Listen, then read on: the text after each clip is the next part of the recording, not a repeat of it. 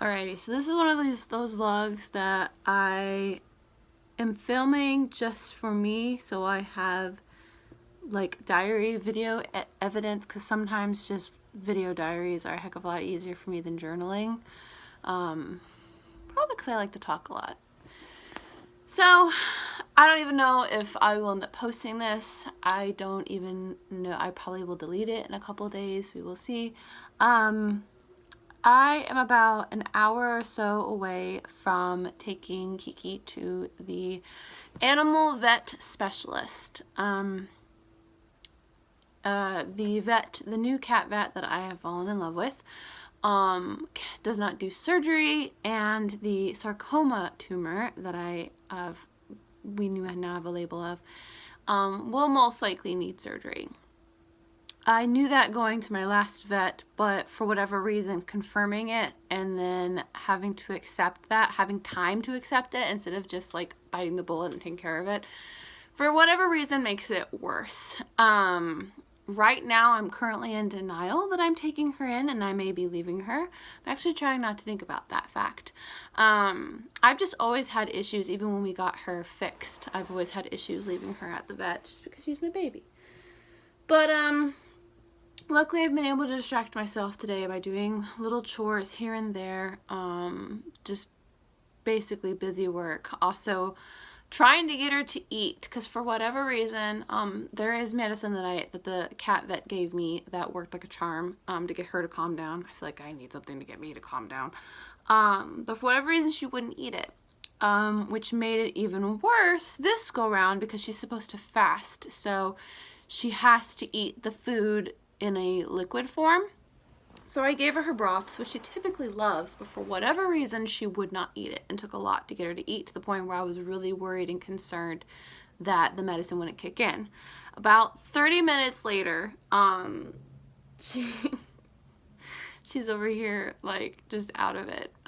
She was super drowsy, so the medicine worked. She hasn't finished drinking everything that I gave her, but the medicine's in her system. Poor thing, actually had she loves the tub, so I let her have the tub this morning and playing the tub, and I guess with cleaning her paws, she ended up throwing up a hairball earlier, so she's drugged, not feeling well, and also threw up, so that's great.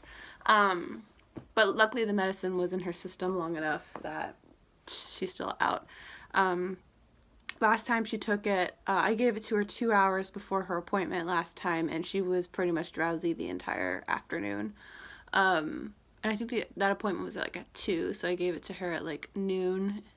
So I gave it to her the same time this go round, but her appointment's a little later. Mostly because I just wanted I wanted the food in her system to somewhat be processed. Anyway, I don't know, I'm not a vet. But yeah, that's the situation.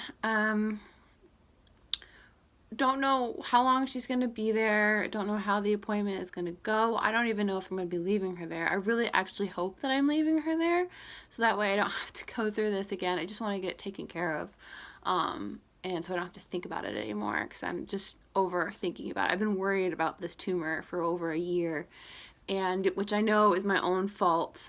Fear and frustration with our last vet is what stopped me from taking her in before.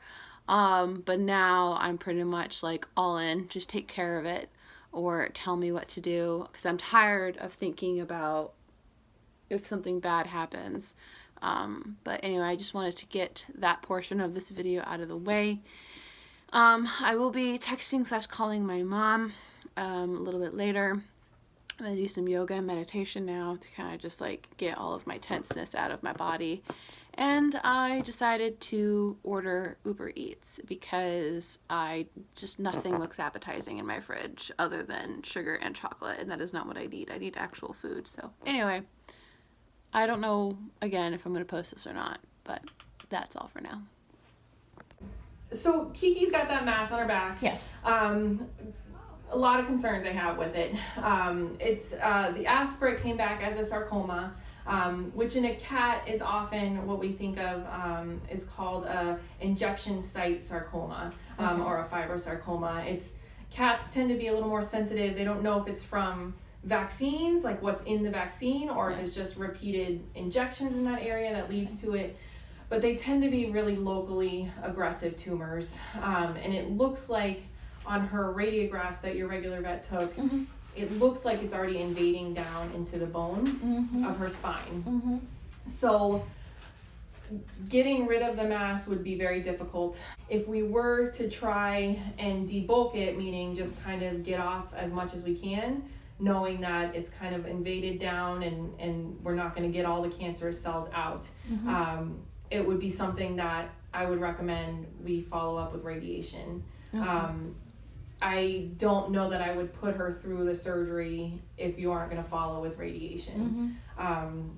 So that's where things kind of get kind of hazy about what you want her to go through and kind of what you can afford. Probably looking $2,000 to $3,000. If we were to do the CAT scan and debulk it or try and take out as much as we can, we're looking more like $3,000 to $5,000.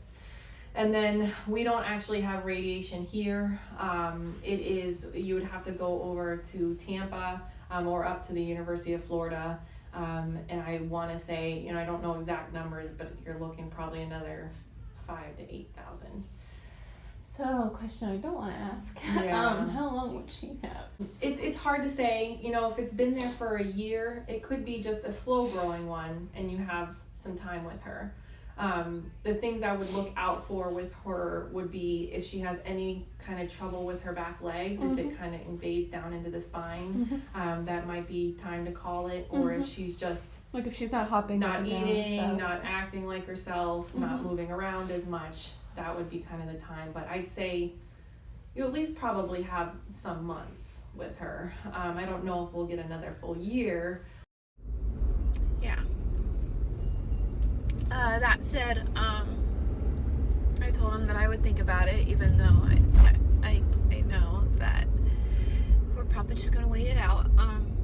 I went into the waiting room or back into the main check-in area to pay for the consultation visit, and I do have to say the doctors were very sweet and very nice and very accommodating. All the staff was very nice. I mean, they were professional, but they were, they could see I was upset. But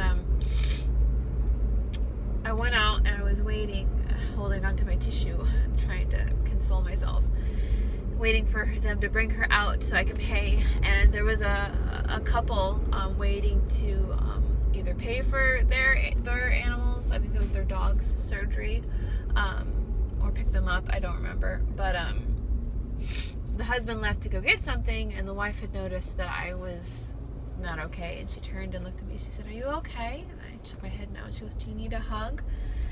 And she gave me a tight hug, and I just cried in her arms.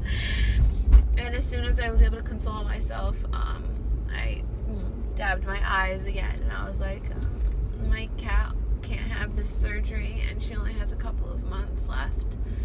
And after I said that, she whipped open her wallet and showed me a picture of her and her dog. And she said, this is my baby. I lost him a couple of months ago. He was, I think she said he was like 13 years old. And I said, yeah, my baby's around that, or my cat's around that age. She said they live a long life. And she said, I'm sure you've taken very good care of your kid. But anyway, I just wanted to update you guys on that. Unless any health issues come up, I don't really want to talk about this anymore. I just want to let you guys know, because I know a lot of you guys really like Kiki. So she's back here, chilling, still stoned on her sedative medicines that I give her, but she's happy to be home. She's happy to be left alone, or be going home rather. But anyway, I'm gonna put some music on and try to get through this traffic.